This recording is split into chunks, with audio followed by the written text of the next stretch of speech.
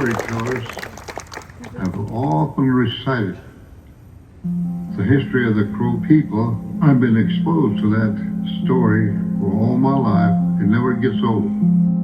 Originally, our own name, the way we call ourselves, Apsaroke, means children of the large-beaked bird, Apsaroke. So the early white men made a mistake and used the word crow instead of raven. The building that USC is dedicating, the Dr. Joseph Medicine Crow Center for International and Public Affairs, is at the heart of the University Park campus. It is a gathering place for students and the nexus of interdisciplinary study here at USC.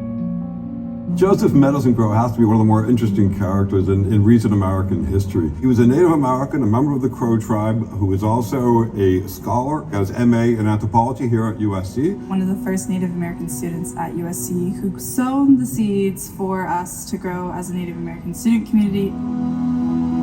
So Joseph Medicine Crow came to USC in the 1930s, finishing his master's in anthropology on a scholarship. At the time, Dad said there was about 10, 12 scholarships available, but he said I ended up using them all because he was the only Native American Indian student there.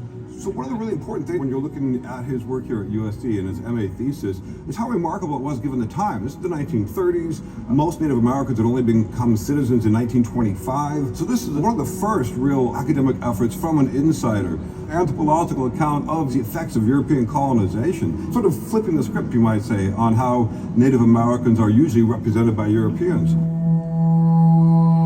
He was working towards his doctorate. He would have been one of the very first anthropological PhDs from Native American communities, but then World War II happened. My dad said, I want to go to the war and follow in my grandfather, Chief Medicine Crow's footsteps. He decided to come on home and enlist here in Hardin, Montana.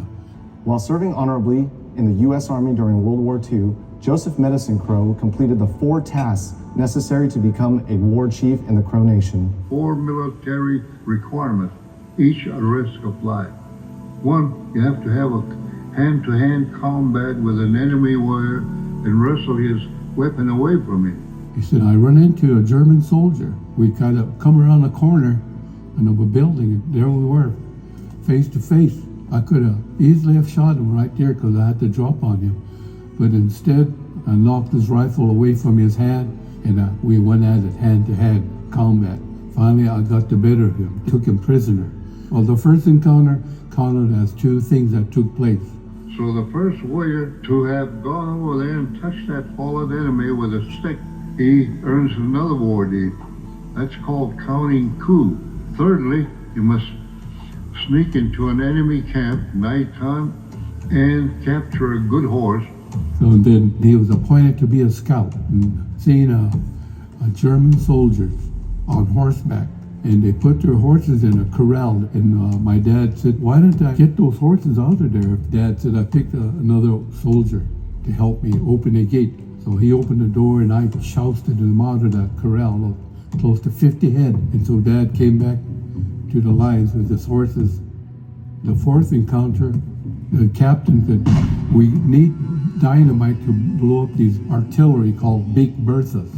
Pick some men here, make your way back and get that dynamite from our lines. So Dad picked out 6 men. We made our way back amid all the machine gun fire all around about us and got the dynamite. We made it back to the rest of their company without a loss of man. You're in command. That's a grave responsibility. He must bring his men back safely, all of them safely. Then you get another war deed, the 4th one. With the 4 war deeds, Dad is now considered the last Crow war chief of the modern age. These acts of bravery set Joseph Medicine Crow apart from his peers and are a testament to his service and dedication to a grateful nation. He was awarded the Bronze Star for his acts of valor in combat, and also the French Legion of Honor and the grade of Chevalier. After the war was over, 1948, he was designated by the Crow tribe the leading Crow tribal historian. He carried that title till the time he passed away. My grandfather's given name was Medicine Raven, but the interpreters use the word crow instead, Medicine Crow. He became the Crow's leading historian, and one thing that helped is that he lived an incredibly long time. So this is somebody who heard firsthand accounts of the Battle of Little Bighorn, and yet was given honorary awards by President Barack Obama. In 2009, President Obama awarded Dr. Joseph Medicine Crow with the Presidential Medal of Freedom, the highest honor awarded to a civilian for service.